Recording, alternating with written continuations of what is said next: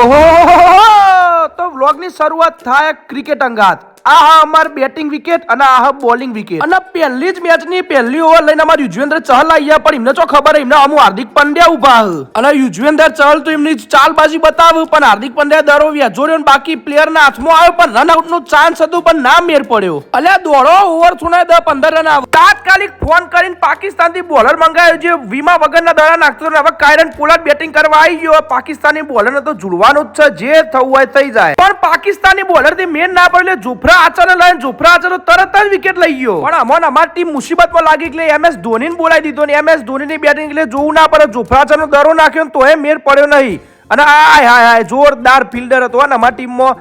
અને હવે તો MS ધોનીએ મેચ જીતાડું થઈ રહ્યા એટલે ગમે એમ બેટ ઊંચું નીચું કરે મેન ન પડે. ખતરનાક કેચ પાકિસ્તાની બોલર તરફથી. હવે MS ધોની જીતાડવાની તૈયારીમાં લ્યો હતા, અમે મેચ જીતી ગયા. બાકી મળીએ એક બીજા નવા મિની વ્લોગ સાથે.